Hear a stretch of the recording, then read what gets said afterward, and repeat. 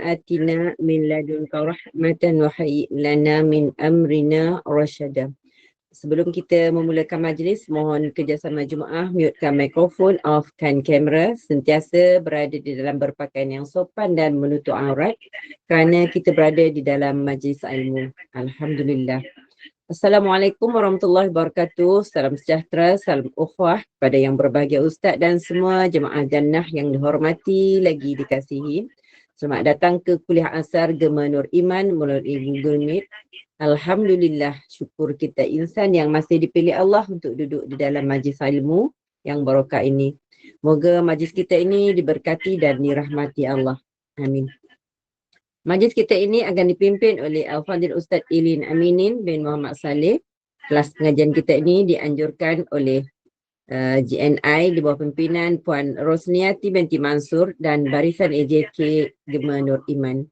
Bagi memulakan majlis, mohon ihsan Ustaz untuk memimpin bacaan ulumul kitab dan kita hadiahkan kepada Rasulullah sallallahu alaihi wasallam, keluarganya dan para sahabatnya, juga kepada kedua ibu bapa kita dan semua muslimin dan muslimat di dunia dan di akhirat. Al-Fatihah.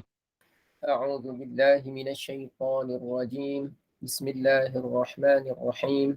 Alhamdulillahi rabbil alamin. Ar-Rahmanir Rahim. Maliki yaumiddin. Iyyaka na'budu wa iyyaka nasta'in. Ihdinas siratal mustaqim. Siratal ladzina an'amta 'alaihim ghairil maghdubi 'alaihim waladdallin. Amin. Amin, amin ya rabbal alamin. Bagi meneruskan majlis, saya dengan penuh takzim mempersilakan Al-Fadhil Ustaz untuk memulakan majlis. Dengan segala hormatnya, dipersilakan Ustaz. Terima kasih. Assalamualaikum warahmatullahi wabarakatuh. Bismillahirrahmanirrahim. Alhamdulillahilladzi hadana lihadza. Segala puji bagi Allah yang memberikan hidayah kita atas jalan ini. Wa ma kunna linahtadiya. Dan kita ni hakikatnya tidaklah akan dapat sebarang hidayah laula an hadanallah. Kalaulah bukan kerana Allah yang berikan hidayah kepada kita. Wa nusalli wa nusallimu. Dan kita berselawat dan kita sampaikan salam penghormatan ala sayyidina wa habibina Muhammadin, ke atas penghulu kita dan kekasih kita Nabi Muhammad, wa ala alihi wa ashabihi ajma'in, dan juga ke atas ahli keluarganya, para sahabatnya sekalian. Allahumma faqihna fiddin. Ya Allah, tambahkan kefahaman kami dalam urusan agama. Wa'allimna ta'wil, dan ajarkan kami tentang ilmu ta'wil Al-Quran. Amin. Allahumma amin. Salam ceria, salam apa lagi nak sebut? Salam kegembiraan. Salam bahagia Ustaz. Salam bahagia, salam ketenangan, salam sejahtera, salam mudah-mudahan dalam keadaan. Salam comel. Oh, ada yang comel. Mudah-mudahan. Lagi apa? Salam persaudaraan, salam ukhuwah. Bagus. Salam ukhuwah. Salam ilmu. Baik, mudah-mudahan semuanya sihat walafiat. Petang ini kita nak cerita satu tajuk, tapi dia ada macam berat sikit lah. Tapi saya cuba santai-santaikan. Mudah-mudahan kita tak terlalu apa, orang cakap terbeban lah. Tak terlalu stres ataupun terbeban. Baik, apa saya nak cerita tajuk pada petang ni? Saya nak cerita tajuk dia, orang tak kenal apa yang dimaksudkan ahli sunnah wal jamaah. Kenapa? Sebab kita ni ada cabaran, di zaman kita ni ada cabaran tersendiri. Ada apa? Ada cabaran yang tersendiri. Kita tengok sama-sama apa yang dapat saya kongsikan ya. Baik. Ini bukan slide dia, ini nama saya ni. Ini zaman-zaman muda dulu. Zaman-zaman rajin masuk radio. Ni sekarang zaman dah tak rajin lah. Saya duduk je lah kat sini dekat Senai bersama dengan Gema Nur Iman. Dulu masa rajin lah juga naik ke IKIM FM. Baik. Kita nak ceritanya tajuk dia apa? Apa cabaran di masa kini? Apa cabaran di masa kini? Cabaran di masa kini ialah yang pertama, kalau disebut itu apa tu? ASWJ tu agak-agak apa kan? Ahli sunnah wal jamaah. Ahli sunnah wal jamaah. Siapa jawab ahli sunnah wal jamaah tu kira saya lega lah. Ada tempat lain kadang saya tanya dia jawab amanah saham wilayah Johor.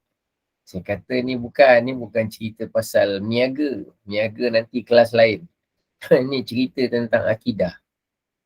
Bila disebut ASWJ tu aman ahli sunnah wal jamaah. Tapi kalau kita tak faham apa makna ahli, apa makna sunnah, apa makna jamaah, nanti kita boleh dikelirukan oleh orang. Dikelirukan oleh orang tu oleh siapa? Oleh ustaz-ustaz lah. Oleh ustaz-ustaz, oleh mufti, oleh penceramah, oleh pencetus-pencetus rumah, oleh imam-imam muda. Tak kira lah imam muda ke imam tua ke imam sedang ke, imam pencen ke. Kita tak nak dikelirukan. Bukan kita tak hormat kepada agamawan. Tapi kita risau agamawan pun tak faham cerita dia. Itu yang kita risau tu. Kalau dia faham, bagus. Kalau dia faham, bagus. Masalahnya dia tak faham, tapi dia nak jawab juga. Yang itu lemah kita. Sebab nanti masyarakat tak faham. Atau salah faham. Tak faham masih okey. Tapi yang susah tu salah faham. Baik. Contoh salah faham. Ada satu orang, dia tu mungkin selebriti lah, ustaz selebriti. Bila dia tanya kepada dia, apa makna ahli sunnah wal jamaah? Kata dia ahli sunnah ialah orang yang mengamalkan sunnah Nabi dan pergi semayang berjemaah. Aduh, letih lah kita. Dia kata yang pergi semayang berjemaah. Sebab namanya jamaah, maknanya pergi semayang berjemaah. Tak bolehlah cakap macam tu. Memang sembahyang berjemaah tu bagus. Tak dinafikan. Memang sembahyang berjemaah tu dituntut. Tak dinafikan. Memang sembahyang jemaah tu adalah Nabi beri penekanan. Tak dinafikan. Tapi makna jamaah kat situ bukan pergi sembahyang berjemaah. Habis yang tak pergi sembahyang jemaah, ahli apa namanya? Ahli punnah warannah. Takkan nak cakap gitu. Jadi ukuran dia bukan pada sembahyang berjemaah atau tidak. Bukan ukuran dia kat situ. Supaya dia tidak tertipu dengan dengan tafsiran. Jadi ini cabaran. Orang tak kenal. Kalau saya tanya 100 orang jawab dengan jawapan yang berbeza-beza. Apa makna ahli sunnah wal jamaah? Ahli sunnah wal jamaah tu yang ikut Nabi ya. Belum tentu yang mendakwa ikut Nabi tu ahli sunnah wal jamaah. Belum tentu. Jadi ini contoh cabaran pada masa ini. Baik kan? Kita tak cerita jawapan dulu, kita cerita suasana pada hari ini. Baik, yang kedua. Kalau cabaran kita pula ialah, kalau ada orang nak memperjuangkan agama, nak memperjuangkan apa kita sebutlah, Islam, atau nak memperjuangkan agama Allah, memperjuangkan syiar Nabi, dia mesti kenal Islam dengan 3 lapis. Berapa lapis? 3 lapis. Dia mesti kenal Islam tu apa. Lepas dia kenal Islam tu apa, dia mesti kenal lapis yang kedua, yang lebih dalam lagi. Nama dia ahli sunnah wal jamaah. Tu lapis yang kedua. Lepas dia kenal ahli sunnah wal jamaah, dia mesti kenal lapis satu lagi, dalam lagi. Nama dia Asy'ariyah Maturidiyah. 3 ni dia mesti kenal dulu. Baru dia boleh berdakwah. Baru dia boleh mengajar. Baru dia boleh tunjukkan orang jalan mengenal Allah. Barulah dia tahu jalan yang dia ikut tu betul ke tak betul. Ada orang kadang-kadang dia sebut, kami nak membawa manusia kepada Islam, kepada Islam, kepada Islam. Kita kata Islam yang bersih mana? Dia pun tak tahu apa pegangan dia. Rupanya dia tak kenal lapis yang kedua. Rupanya dalam Islam tu ada 73 kelompok yang masing-masing mengaku Islam, tapi satu diterima, 72 Rasulullah bersabda, jalannya ke neraka. Walaupun gunakan nama Islam. Walaupun nampak macam ibadahnya orang Islam. Tapi 72 pergi neraka. Tu satu ke syurga. Jadi maknanya dia kena tahu lah. Yang mana satu, lapis kedua tu ahli sunnah wal jamaah. Ni cabaran ni, saya nak cerita cabaran. Bila dia sebut kami mengajak kepada ahli sunnah wal jamaah, kena hati-hati juga. Sebab ada 2-3 kelompok yang suka mengaku, kamilah yang sebenarnya ahli sunnah. Kamilah, dia mengaku. Padahal yang ahli sunnah itu adalah yang lapis ketiga. Asy'ariyah, Maturidiyah. Allah Ustaz, tak pernah dengar lah Ustaz ni kalimah Asy'ariyah Maturidiyah ni. Tak apa lah. Tak pernah dengar, tak apa. Ni cerita betapa tiga ni penting. Lapis ni. Baik. Kita pergi kepada cabaran ketiga. Cabaran ketiga. Di zaman kita ni cabaran dalam bab apa ni? Dalam bab akidah. Saya tak suka orang di akhir zaman dia ditakut-takutkan dengan Dajjal. Saya tak suka. Kita kena berhati-hati dengan fitnah Dajjal.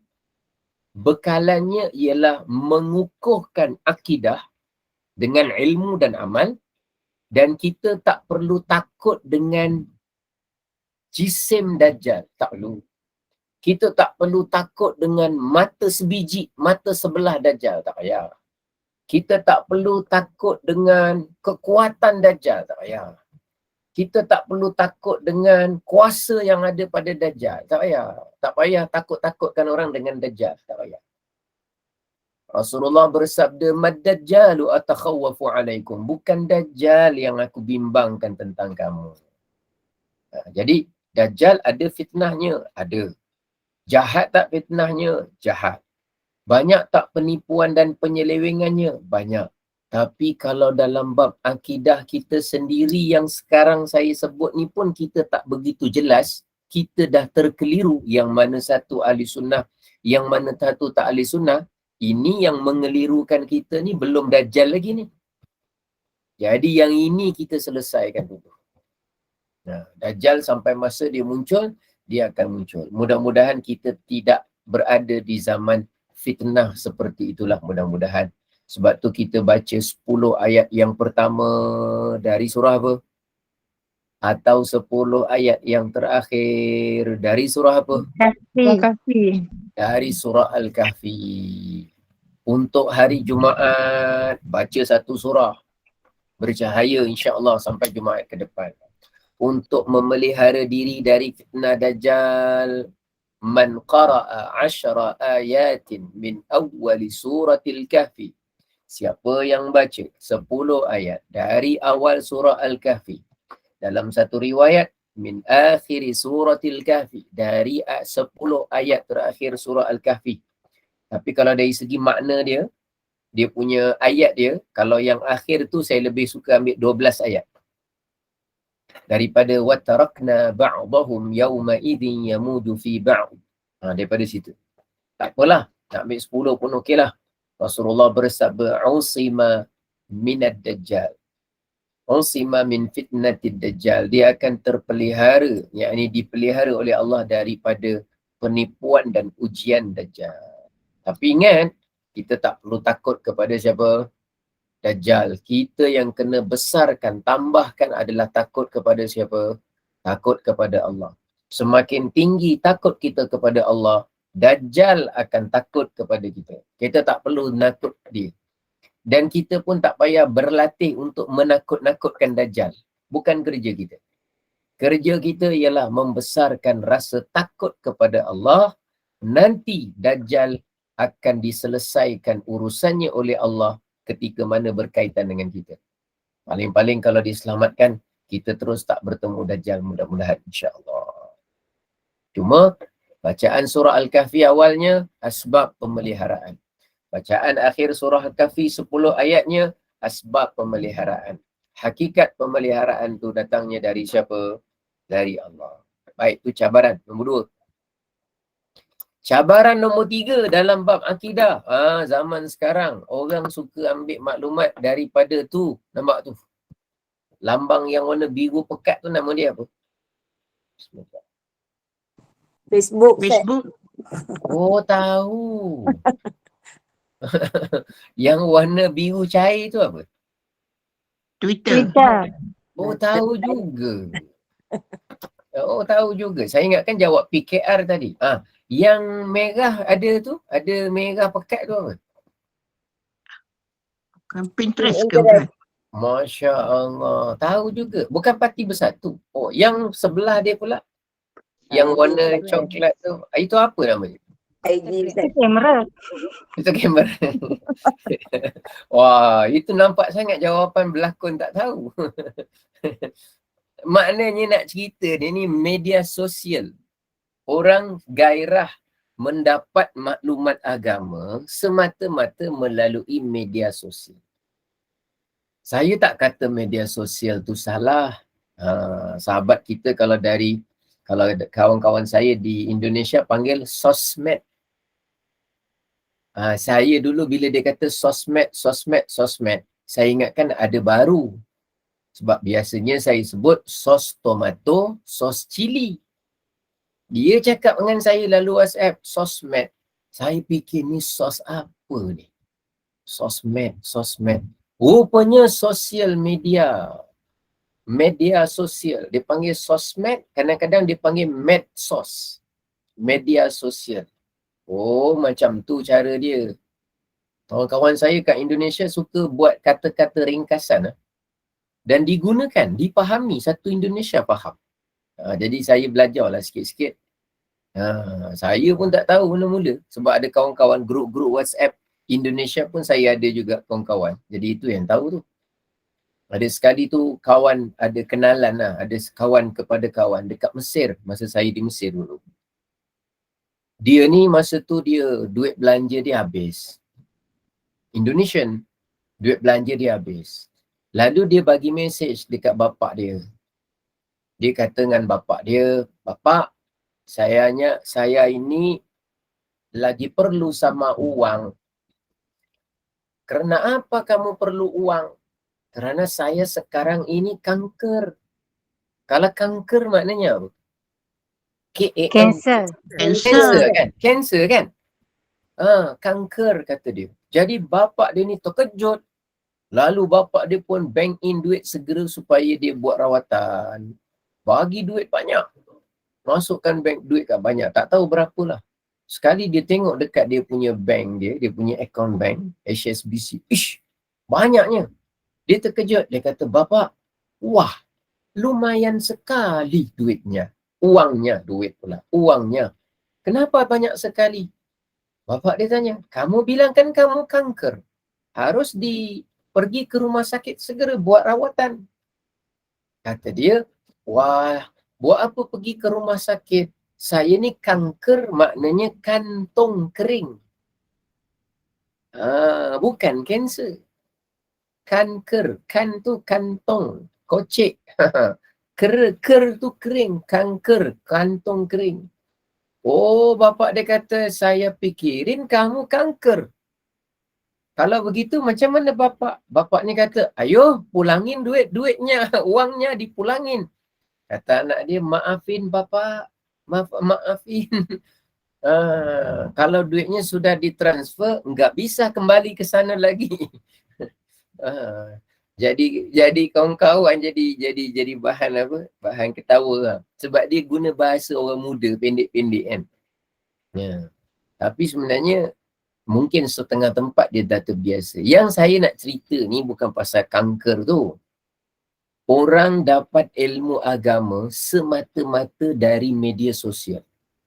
Tanpa belajar kitab yang khusus, tanpa belajar dengan guru yang benar, tanpa belajar di tempat yang barakah.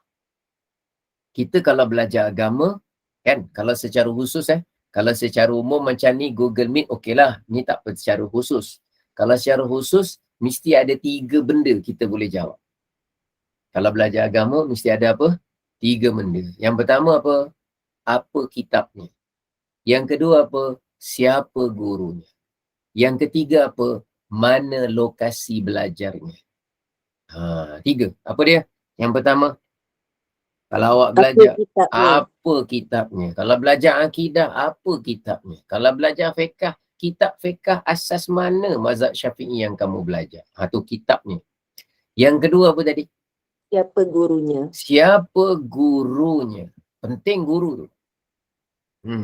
Penting. Nak tahu gurunya guru yang ada sanad ke tak ada? Guru yang berwibawa ke tidak? Guru yang soleh ke tidak? Guru yang pakar ke tidak? Jadi guru tu ada peranan. Yang ketiga apa tadi? Di mana tempat belajarnya? Tempat belajarnya, madrasah ke pondok ke belakang rumah ke, tak kisahlah. Yang penting ada tempat yang baik, tempat dia belajar. 3 tu mesti ada. Kalau belajar agama yang betul-betul lah, yang menekuni, mesti ada benda tu.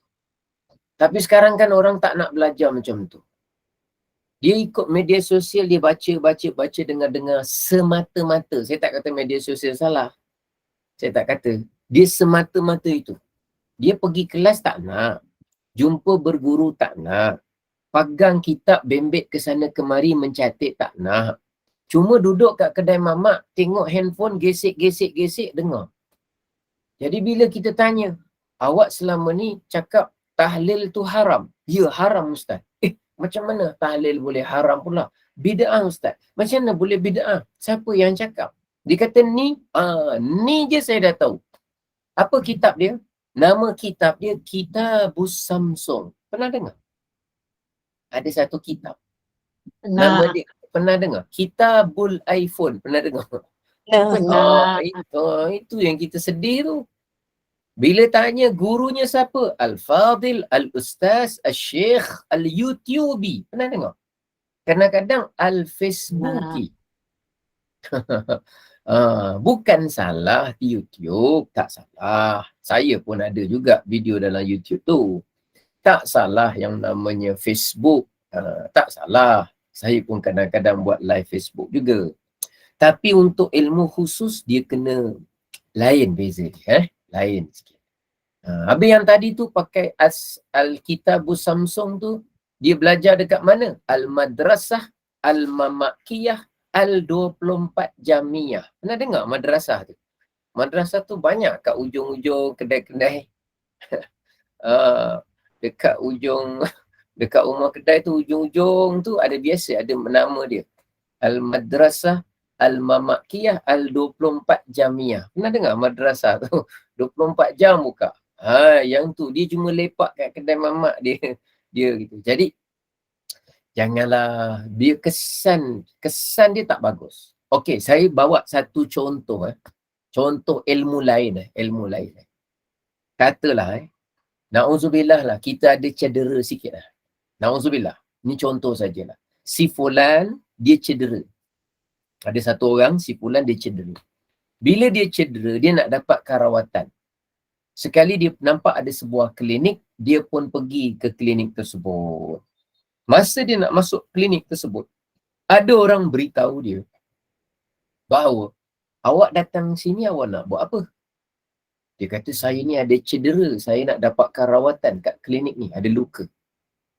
Kemudian dia diberitahu, dia yang nak datang klinik yang dah cedera ni, dia diberitahu bahawa doktor kat klinik tu, dia adalah seorang doktor yang mungkin dia boleh buat rawatan, cuma dia itu mendapat pengetahuan kedoktoran dia melalui baca Facebook dan dia menonton YouTube doktor seluruh dunia. Dia tonton 10, 30 video, 40 video, 50 video dan dia belajar cuma kat dalam bilik dia saja. Dia belajar sendiri pakai video, dia faham sendiri cara cuci luka apa semua. Kemudian dia naik signboard, dia buka klinik. Dia jadi doktor dengan 3 cara. Yang pertama apa tadi? Dia pakai kitab handphone, buku perubatan handphone, pakai handphone baca. Yang kedua, dia menonton YouTube, dia download daripada hospital mana. Kedua. Yang ketiga dia buat tu, dia belajar cuma kat dalam bilik saja. Dia tak ada orang yang menyelia dia, orang yang ni. Kalaulah kita dengar ada doktor yang memberi servis perubatan, tapi cara dia dapat ilmu dan kefahaman doktor tu dengan cara begitu, agak-agak si fulan tadi dia masuk tak klinik tu? Agak-agak. Saya fikir dia tak masuk. Tak jadi pada dia. Dia akan anggap, ish, ini satu pembohongan ni, penipuan.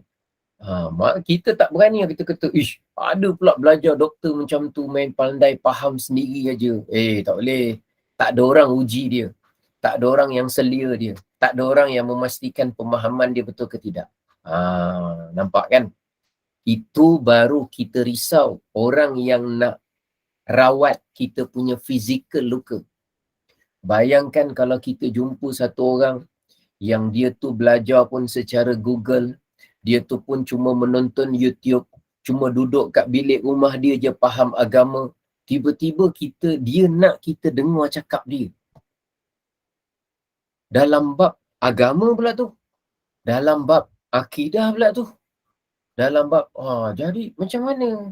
Time dalam ilmu kedoktoran kita tahu memilih dan kita tahu berhati-hati. Tapi bila dalam ilmu agama, kita nampak penampilan orang tu macam warak saja. Kita nampak penampilan orang tu begitu aja, kita dah anggap. Janganlah. Tanpa kita merendah-rendahkan agamawan. Bukan, kita bukan merendahkan. Tapi kita cerita tentang pentingnya amanah. Ni nak cerita cabaran.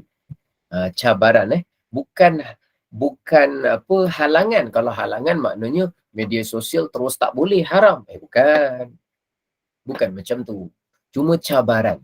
Cabaran nak buat pilihan. Jadi hati-hati kalau dapat maklumat. Baik. Itu cabaran nombor berapa tu? Kira-kira cabaran nombor 3. Cabaran nombor 4. Tengok ni, apa ni? Ni cabaran nombor 4. Apa cabaran nombor 4 yang saya lukis kat tengah-tengah tu, yang saya tulis tu? Kita ni, cabaran kita ialah, kalau kita dengar ada persatuan Islam, kalau kita dengar NGO Islam, kalau kita dengar sekretariat Islam, kalau kita dengar pertubuhan Islam, kalau kita dengar yayasan Islam, kadang kita dengar parti Islam, kadang-kadang kita dengar macam-macam guna nama Islam ni, kita selalu meletakkan prasangka baik semuanya sama, betul.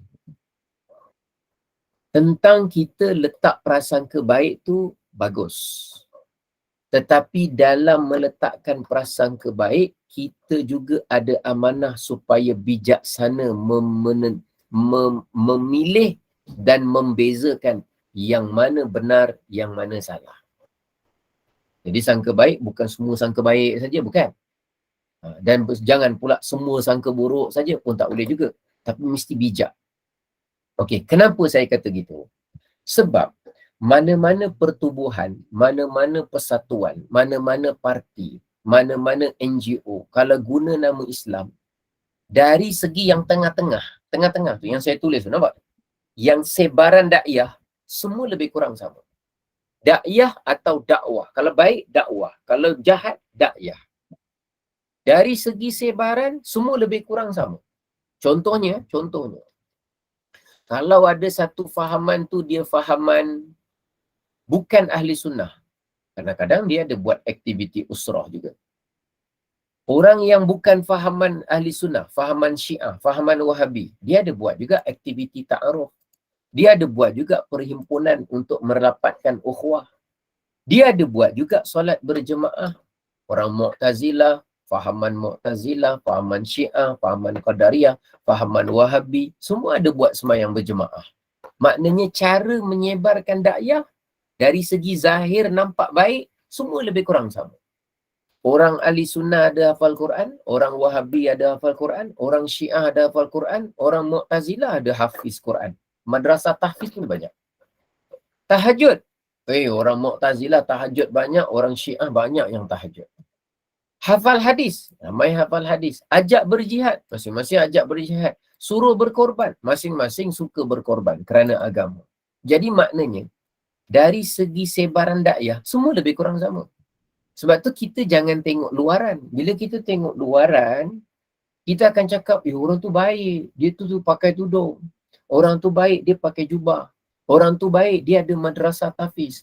Orang tu baik sebab dia Islamkan orang. Dia syahadahkan ramai orang. Kita tengok orang syahadahkan orang aja, kita ingat dia mesti confirm baik. Kita letak prasangka baik tu bagus. Tapi kita juga perlukan kebijaksanaan membezakan. Kenapa?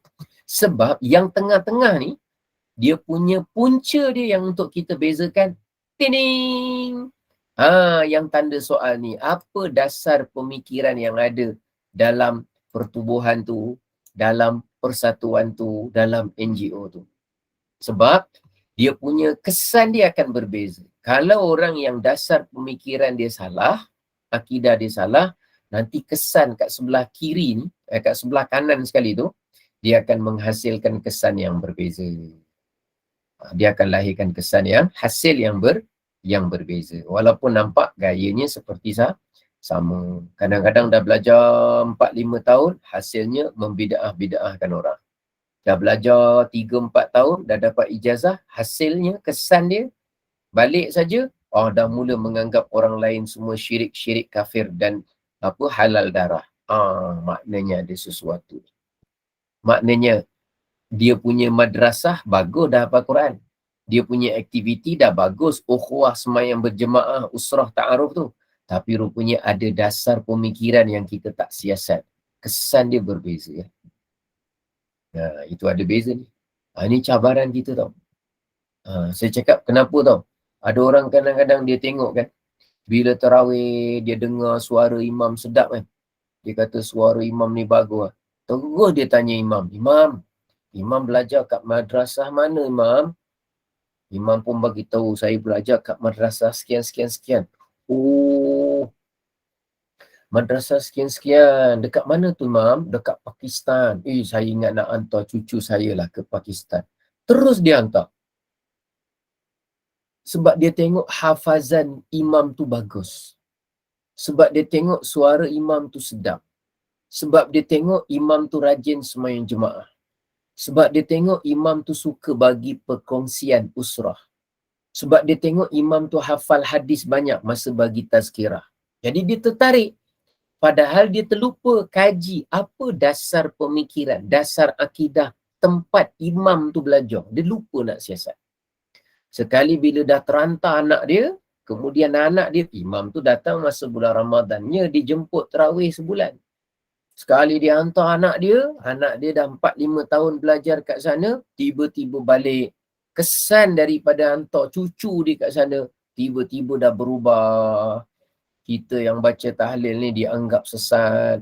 Kita yang ada kenduri arwah ni dianggap sebagai ahli neraka. Kita yang baca selawat tafrijiyah ni dikatakan syirik. Maknanya ada sesuatu lah tu. Tapi nak macam mana? Dah hantar 5 tahun. Budaknya dah jiwa muda, dah berkobar-kobar dah dengan apa yang dia faham. Kita dah terlewat.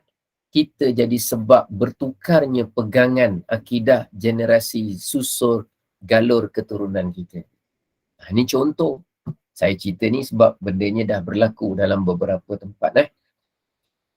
Benda ni dah berlaku sejak kat negara Arab. Dulu saya tak cakap benda ni. Dan saya jarang cakap benda ni secara terbuka. Dekat YouTube tak ada, yang saya cakap ni tak ada. Saya tak masukkan. Saya biasa cakap bertajuk ni yang lebih serius ni kalau kepada guru-guru agama yang akan ambil tauliah. Yang tu saya cakap lah. Kalau saya cakap dengan guru-guru jabatan pendidikan negeri, saya ada, hari tu saya diberi peluang cakap dengan 200 orang. Guru-guru agama jabatan pendidikan negeri. Maknanya guru-guru yang ngajar di sekolah menengah, sekolah rendah. Jadi ada peluang cakap. Lepas ni saya cakap dekat daerah Keluang pula. Dikumpulkan sama juga. Multaqa, guru-guru agama. Saya terpaksa cakap lebih serius dan terus terang lah. Sebab sekarang kadang-kadang guru agama pun ada yang terkesan. Sebab dia tengok tadi itulah media sosial tadi tu. Dia tengok, dia tonton. Dia rasa macam betul juga. Itu yang kita lemah tu. Itu yang kita lemah. Sebab dia ada pengaruh dekat tempat dia. Seorang guru, seorang ustaz tu dia ada pengaruh dan peranannya di tempat dia, di taman dia, di sekolah dia, di kawasan dia. Dan kita pun sangat perlukan dia. Kita tak mampu buat semua satu orang.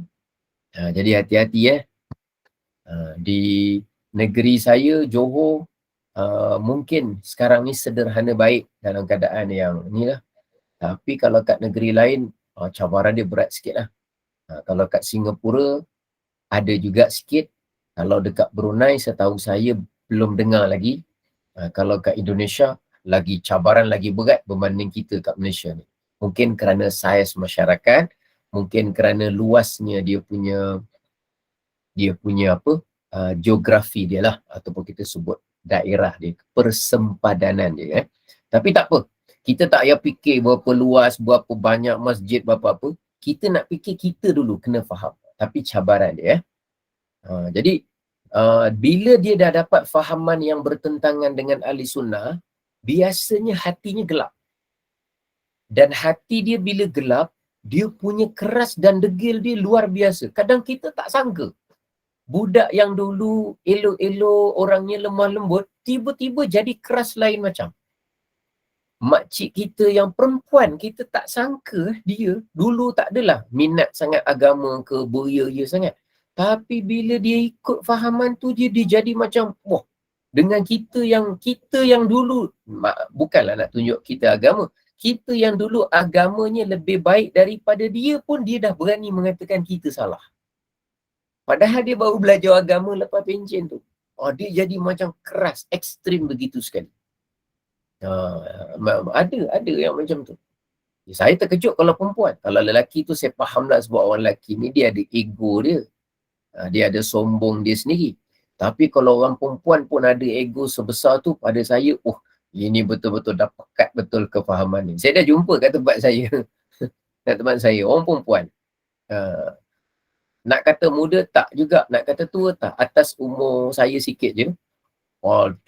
Cukup tak suka. Cukup tak suka ahli sunnah wal jamaah. Lain macam dia punya suami isteri. Luar biasa. Luar biasa. Tapi tak apalah, manusia tu hidayah dari Allah. Baik, kita tengok. Ni cabaran tau. Yang saya cerita ni kan, saya bimbang sebab dia melibatkan kefahaman tau. Dia melibatkan kefahaman. Lagi satu, melibatkan kefahaman ni, dia tak boleh kawal melalui undang-undang semata-mata. Betul kita boleh wartakan di peringkat negeri, betul kita boleh buat undang-undang, betul kita boleh buat tindakan penangkapan dan sebagainya.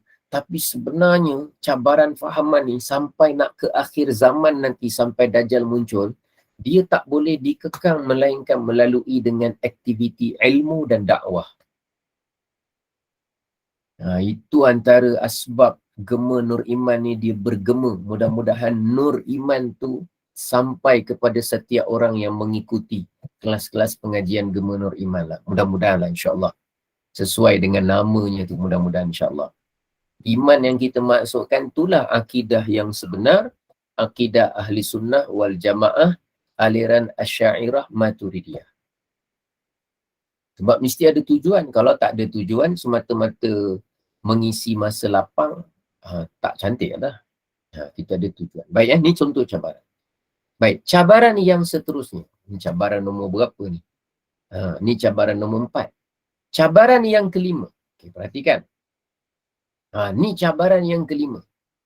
Apa ni Ustaz? Cabaran nombor 5. Cabaran nombor 5, bab urusan akidah ni, kita menghadapi 3 kelompok dalam masyarakat. Bukan 3 sahaja, tapi 3 kelompok ni nampak sangat. Kita hadapi dia. Yang pertama, warna kuning. Warna kuning tu ditulis apa? Awam jahil. Awam jahil. Awam jahil maksud saya ni Awam orang jahil. Orang awam yang tak tahu. Orang awam yang tak tahu. Dia ikut. Dia orang, kadang orang baik. Saya pernah tengok orang baik, jenis suka spend masa, dia belanja duit dia untuk beli kamera rakam ceramah, dia beli dia punya peralatan untuk dia buat channel YouTube, dia korbankan duit dia orang baik.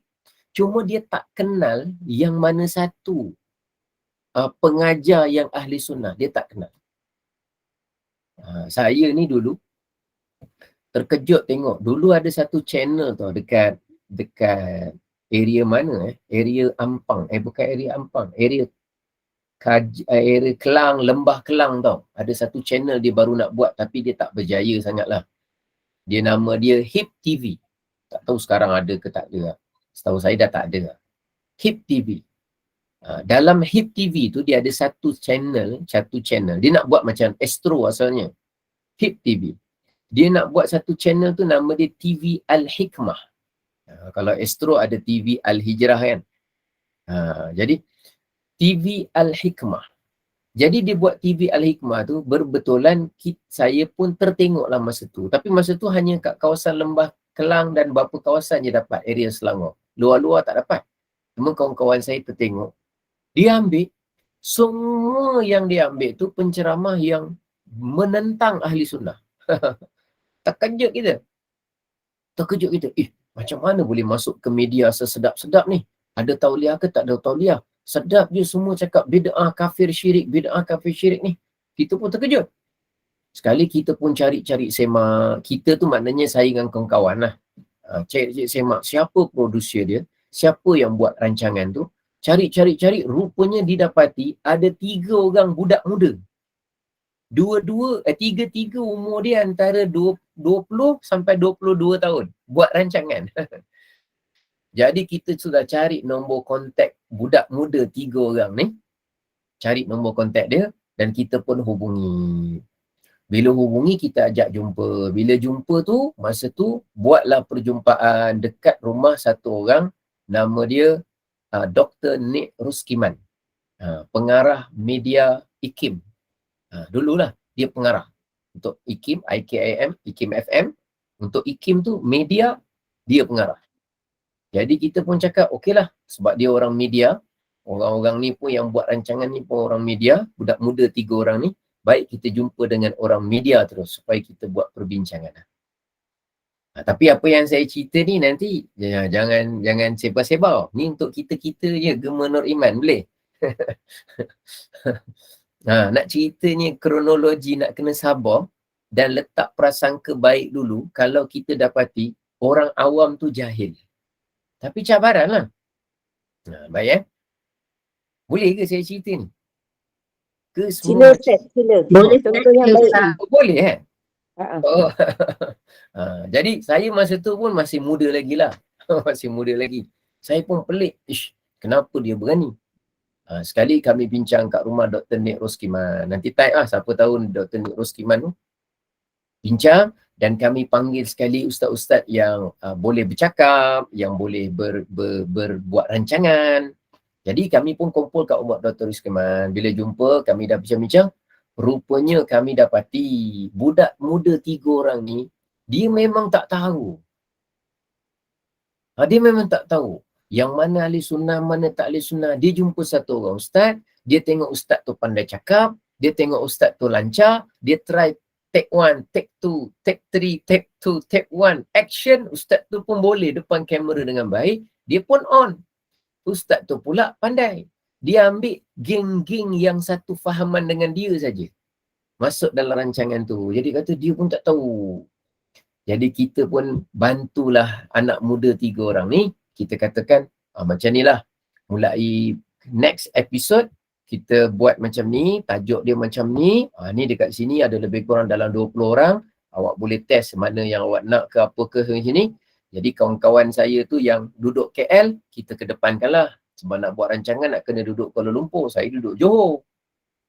Tak boleh lah. Saya ni nak duduk Johor, nak ulang kali 4 jam nak semata-mata kat situ. Tak apalah, yang kat sana lebih afdal, lebih senang, lebih mudah, lebih baik. Dalam masa tu, Dr. Nik Ruskiman tu dia cakap dengan saya, dia kata entah ni kalau tak nak masuk TV, paling kurang radio sekali-sekala saya panggil datanglah, kata dia. Saya kata doktor saya ni sembang kosong tertarik boleh lah, tapi kalau nak ilmiah sangat taklah pandai.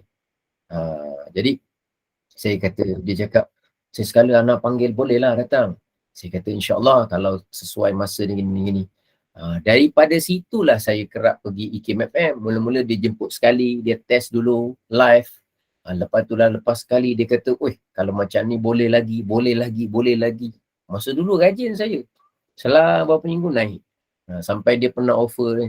Tapi bila dah, saya tengok bila dah lama-lama tu, ramai orang yang mula ke depan untuk buat penerangan penjelasan, baguslah. Maknanya kita pun dah tua lah, nak bawa jauh-jauh ni. Jadi saya cakap tak perlu lah. Teruskan. Siapa yang dah ada tu teruskan. Sebab tujuan kita bukan nak ke media. Tujuan kita membantu orang awam yang jahil, yang dia nak buat perancangan, dia nak buat pengisian.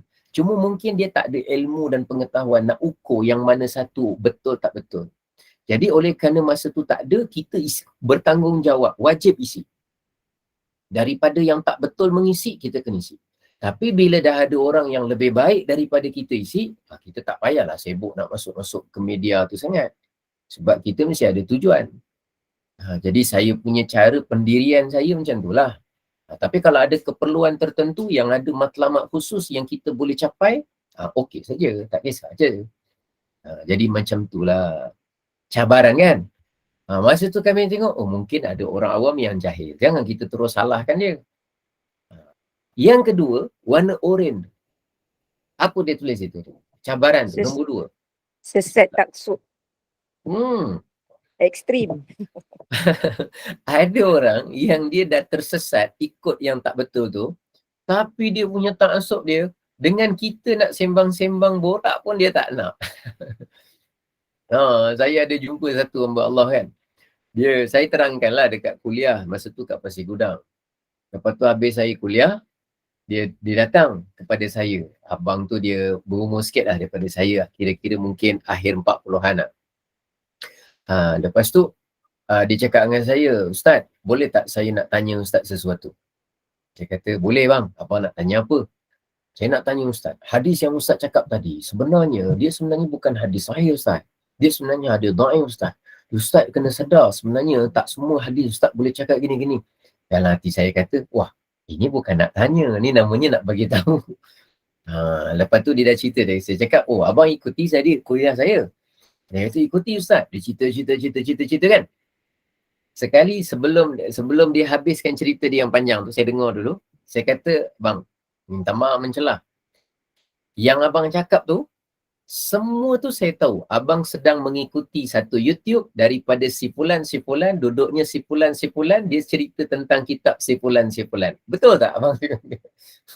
Dia diam, dia macam terkejut. Dia macam seolah macam, macam mana kau ni boleh tahu pula. Jadi kita bukanlah tak tahu. Kita tahu dia sebenarnya bukan berilmu.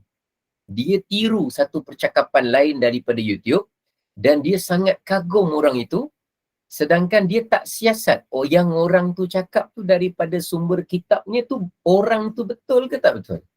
Dia terlupa nak buat tu kerana dia dah taksub ni, saya cakap tadi tu. Dia dah taksub. Saya cakap dengan dia, "Bang, tak apalah, saya tahu abang dah dengar tu. Cuma kalau abang nak penjelasan, nanti jumpa saya, kita sembang-sembang khusus dalam bab ni boleh?" Dia kata, "Tak apalah Ustaz." Saya kata, "Jangan gitu bang, ni diorang dah siap jamuan ni, lepas kita kuliah ni ada jamuan, jomlah minum dulu." "Tak apalah Ustaz, saya rasa saya pun tak nak minum dululah." "Tak apalah, terima kasih, lain kali je." "Assalamualaikum Ustaz." Dia terus terus gerak, dia tak nak jumpa lagi. Jadi bila dia tak nak jumpa, kita pula pendekatan kita tak boleh memusuhi orang ni. Sebab saya anggap dia sebenarnya dah dia awam yang jahil, lepas tu dia dah tersesat tapi dia agak taksub dengan satu orang. Dan dia dah block. Dia dah tutup peluang diri dia sendiri untuk faham. Saya sebenarnya nak jumpa dia lagi, saya nak buka pintu tu. Saya tak nak terangkan, saya nak buka pintu tu dulu. Pintu tu kena buka, baru saya masuk. Kalau pintu tak buka, saya tak akan ketuk, saya tak akan tutup. Sebab tak guna, penat. Pintu tu nak buka. Masalahnya, dia nak bagi saya datang kat pintu pun dia tak bagi. Tak apalah, saya anggap hidayah Allah sajalah. Kalau akan datang, jumpa, bagus. Kalau tak ada, yelah mungkin dia dapat hidayah dengan cara yang lain lah. Itu cabaran lah. Yang ketiga ialah apa tu? Warna merah tu. Aduh, ya Allah Rabbi. Ustaz lemah. Ustaz dan ustazah tu betul Ustaz? Ada 2 asatizah. Ustaz yang lemah ni maksud saya, kalau dia tak faham, tapi dia pula beri kekeliruan pada orang tentang akidah Ahlussunnah wal Jamaah. Ada orang cakap gini tau. Dia kata sebenarnya Wahabi pun Ahlussunnah juga, cuma dia keras sikit. Ini lemah. Dia tuan guru ke, dia tuan garu ke, dia tuan giru ke apa ke, dia syekh ke, dia apa ke.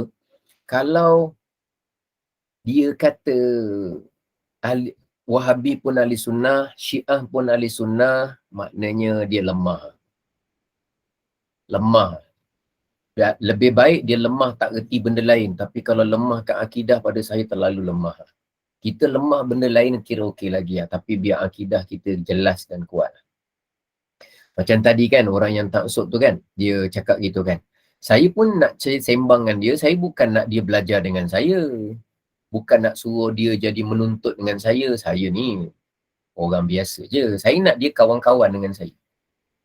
Sembang-sembang kawan-kawan, maknanya dia boleh dengar, saya pun boleh dengar. Nak gitu lah. Sebab kita ni yang mustahak jaga ukhuwah kita. Jangan kerana benda-benda macam ni kita mudah-mudah pula memusuhi orang yang tak faham. Bukan tugas kita pula. Sebab kita pun tak tahu ending hidup kita tu, kita dengan kefahaman sekarang ke kita jadi macam mana. Kita pun tak tahu. Mungkin besok dia jadi orang yang jauh lebih baik pula pada kita. Cuma kita tu nak ambil pendekatan yang dia kefahaman dia memang confirm salah. Cuma yang kita nak tackle tu dia. Sebab orang yang pernah menganut fahaman yang salah, lepas dia jumpa fahaman yang betul, kadang-kadang lebih power dia menerangkan nanti pada orang tau. Orang yang sihat tetapi pernah rasa saat-saat hampir nak mati, dia pernah rasa, kadang-kadang lebih dia banyak pengalaman dan dia menghargai kesihatan sebab dia dah tempuh sakit yang dahsyat. Orang yang pernah sesat, kemudian dia tersedar dan dia faham pula fahaman yang jelas, kadang-kadang kesan dia jadi orang yang lebih jelas dalam menerangkan perkara tersebut. Yang kita harap mudah-mudahan macam tu lah. Mungkin kita tak dapat macam yang dia akan dapat. Tak tahu juga. Tapi itulah tu yang sayangnya tu. Ni maknanya saya nak cerita apa ni? Ustaz nak cerita apa tu Ustaz? Saya nak cerita cabaran. Cabaran. Cabaran. Okey, tengok. Seterusnya. Kita pergi lagi. Jauh cerita kita ni. Allahu Akbar. Baik, cabaran yang seterusnya. Cabaran yang ke-6. Kalau kita cerita ASWJ ni, Ahlussunnah wal Jamaah ni, kita bukan cerita Syiah semata-mata. Jangan bila cerita mempertahankan Ahlussunnah, maknanya kita hanya cerita Syiah je. Kemana-mana asyik cerita buruk Syiah saja. Buruk Syiah saja. Baik, apa kesan dia kalau kita asyik cakap tentang Syiah? Kesan dia ialah nanti orang anggap siapa-siapa tokoh yang menghujah kepada Syiah, dianggap terus dia adalah betul. Faham tak maksud saya? Contoh. Kita type dekat YouTube, kita search kan. Kita type forum Syiah. Forum Syiah. Maknanya forum yang menerangkan tentang Syiah. Dekat Malaysia lah, bahasa Melayu. Forum Syiah. Kat Malaysia ke, Singapura ke, Brunei ke, lebih kurang lah. Forum Syiah. Bila kita type tu, tiba-tiba keluar banyak. Satu forum 3 panel, satu forum 2 panel, satu forum 3 panel, 2 panel. Kumpul-kumpul ada 30 orang, semuanya bercakap kesalahan Syiah. Soalan saya, adakah 30 orang yang bercakap tentang Syiah tu dia mesti ahli sunnah? Kadang-kadang tak. Sebab Syiah juga tidak disukai oleh Wahabi. Syiah juga tidak disetujui mungkin oleh Murji'ah. Mungkin juga tak disetujui oleh Mu'tazilah. Ni kumpulan-kumpulan yang sesat yang lain pun tak setuju juga dengan Syiah. Jadi mungkin dekat panel forum tu ada 3 orang. Yang panel pertama mungkin ahli sunnah. Panel kedua mungkin Wahabi. Tapi dia tak suka Syiah, dia cakap juga pasal Syiah. Jadi bila dia paling semangat cakap pasal Syiah, orang pun ingat, wah ini bagus ni. Dia memang bagus menerangkan pasal Syiah. Dia tak tahu. Sebenarnya yang pandai semata-mata cakap tentang Syiah, bukan mesti dia tu sendiri ahli sunnah wal jamaah. Belum tentu. Habis macam mana kita nak tahu? Sekurang-kurangnya dia mesti macam ni. Nampak tu? Ahli sunnah wal jamaah dia terangkan. K, Khawarij, kesalahan dia 1, 2, 3, 4. S, kesalahan Syiah 1, 2, 3, 4. M, Mu'tazilah, kesalahan dia nombor 1, 2, 3, 4. W, Wahabi, kesalahan dia 1, 2, 3, 4, 5. Q, Qadariyah, kesalahan dia 1, 2, 3, 4. J, Jabariyah. Yang tak ada kat sini Kamariyah. Kamariyah tak ada. Qadariyah, Jabariyah, Murji'ah. Maknanya banyak fahaman yang bertentangan. Dia terangkan semua satu persatu dengan jelas dan terang. Barulah nampak stand dia sebagai, stand maknanya pendirian dia sebagai seorang yang menjaga akidah ahli sunnah wal jamaah. Ustaz, maaf. Daripada apa yang Ustaz terangkan tu, maknanya kalau forum macam tu, dia tak boleh tembak pada Syiah je. Maknanya dia kena jelas pada semua kesalahan-kesalahan lain selain pada ahli sunnah tu kan. Maknanya barulah kita nampak yang dia tu pendakwah yang bolehlah kita nak dengar hujah dia, betul? Kalau, dia separuh betul. Jelas Ustaz, saya kurang jelas betul. Bahaya sebab bagus. Maksud saya gini, kalau forum tu memang tajuk dia tentang Syiah, sudah tentu kalau saya dipanggil sebagai panel forum, saya akan cerita sesuai dengan tajuk. Saya akan cakap tentang Syiah saja. Cuma kita yang sebagai penonton kena tahu, Ustaz Iliyin ni dalam forum ni dia cakap pasal Syiah. Ada tak dalam forum lain dia cakap pasal Wahabi? Ada tak dalam forum yang kat Johor Bahru pula dia cakap pasal Khawarij? Ada tak? Bukan mesti satu forum tu cakap semua sekali. Tak mesti juga. Sebab forum dia berdasarkan tajuk kan. Kalau tajuk tu masa tu cerita Syiah, maknanya saya pun cakap pasal Syiah saja. Saya tak akan cakap lain. Kerana tajuk dia itu. Tapi kita bukan tengok forum majlis tu. Kita tengok orang, individu yang cakap tu. faham.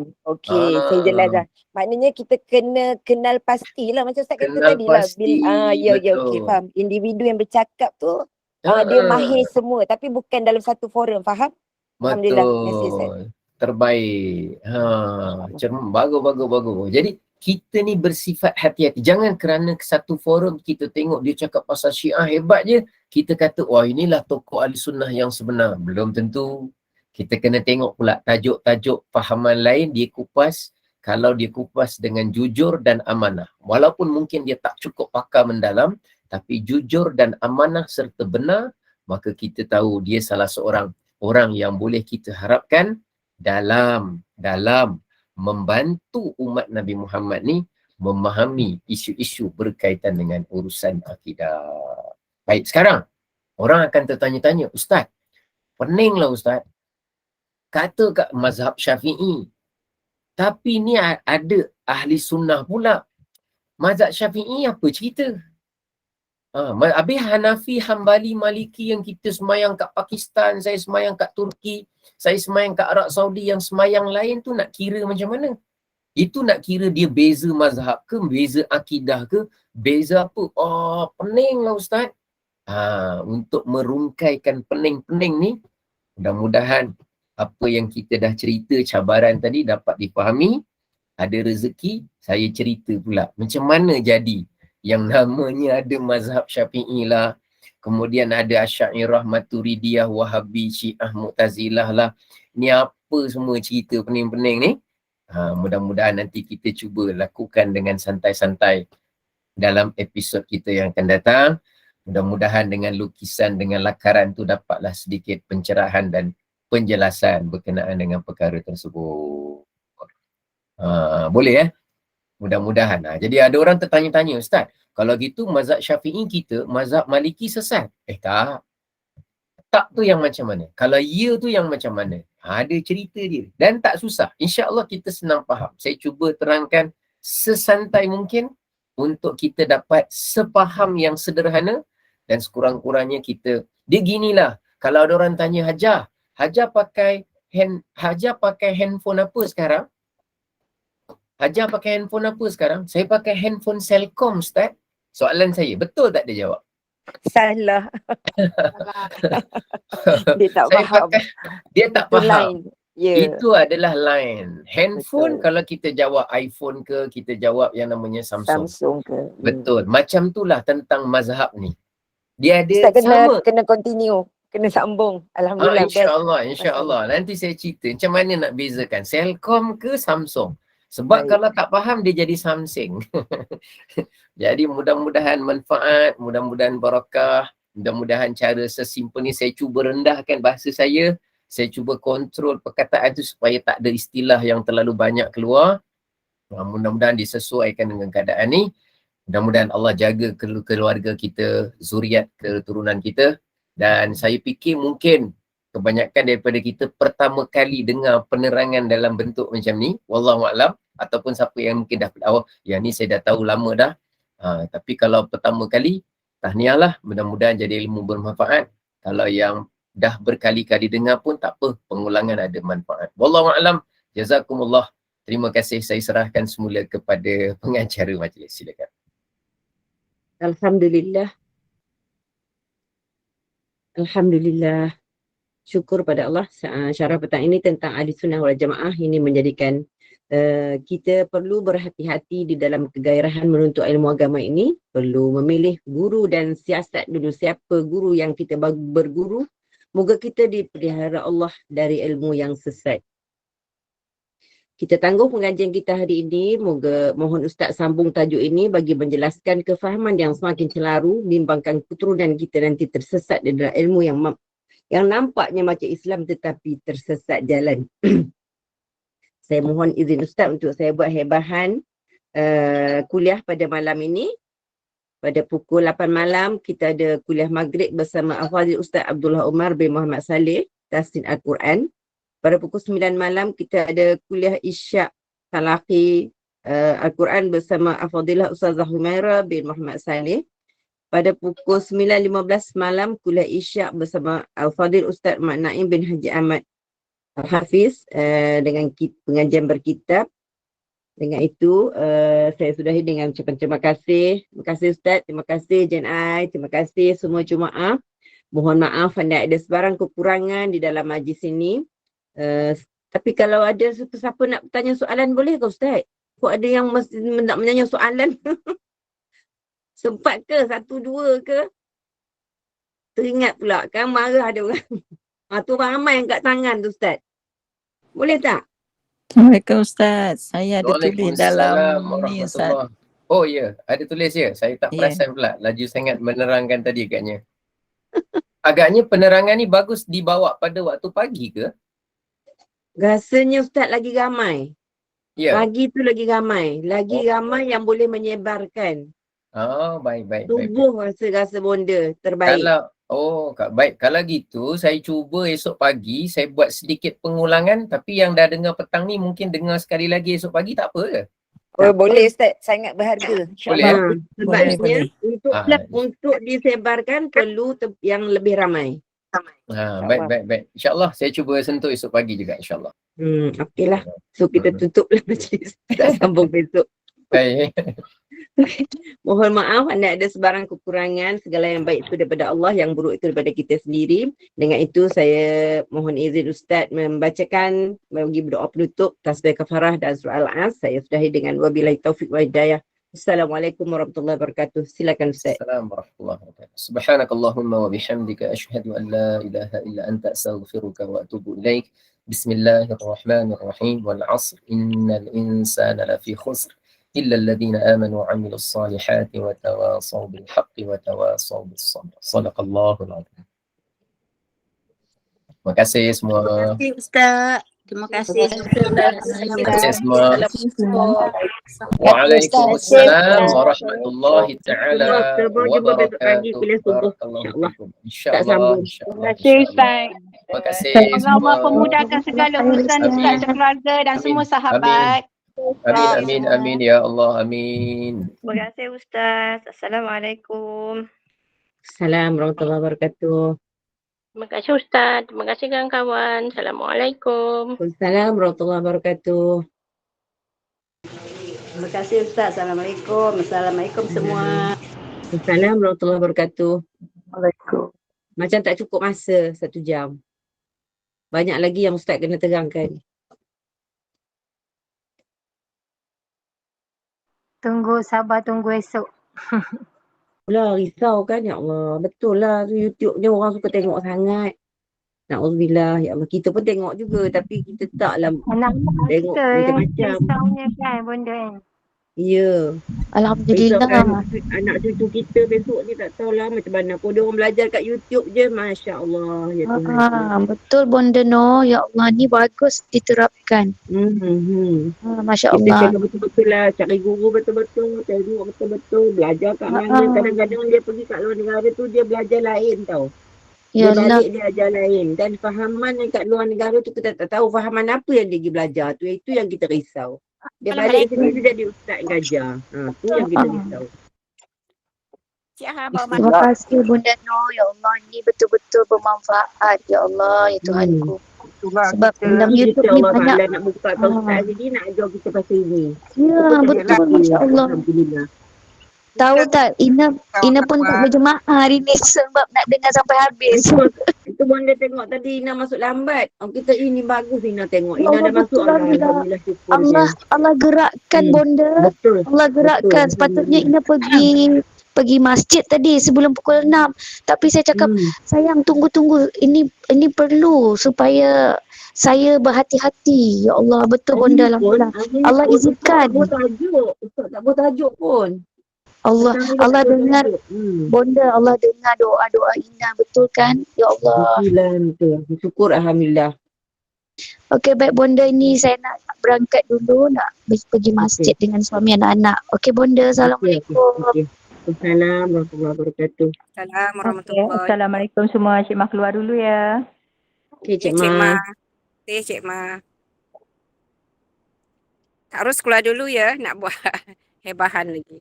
Okey Kak. Em pun nak makan lapar. Tadi makan awal. Kita pun lapar juga. Jom kita makan. Jom. Malam ni kita sambung ngaji. Malam ni ngaji tau. Ya, insyaAllah baik-baik. Ketua kelas lupa. Rasa hari ni paling tepat tajuk yang Ustaz ajar kita hari ni. Kan, Bimbang hati kita. Ya, betul-betul. Assalamualaikum. Besok Waalaikumsalam. pagi dia sambung terus. Cik Ha bermasuk. Ya. Tahu. Ha.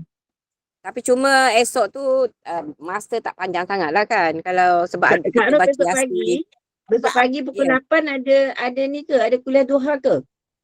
ada Kalau Fazlul Rahimi. Kalau kuliah duha tu lambat sikit, okey. Tapi kalau tapi Ustaz Fazlul Rahimi dia awal. Pasal dia nak pergi tempat lain pula. Betul. Fazlul Rahimi dia pukul 8 kena tepat. Pasal dia ada kelas lain lepas tu. Ya betul. Rupanya Kak dia ada live dekat FB juga tau. Tadi Ann tengok masuk nama, lepas tu dia pun terkejut. Dia ada live. Pagi tadi ada live pukul apa tadi? Pukul pagi. Siapa dia? Ustaz Siapa dia? Rahimi Ma'ruf. Oh. Ada live.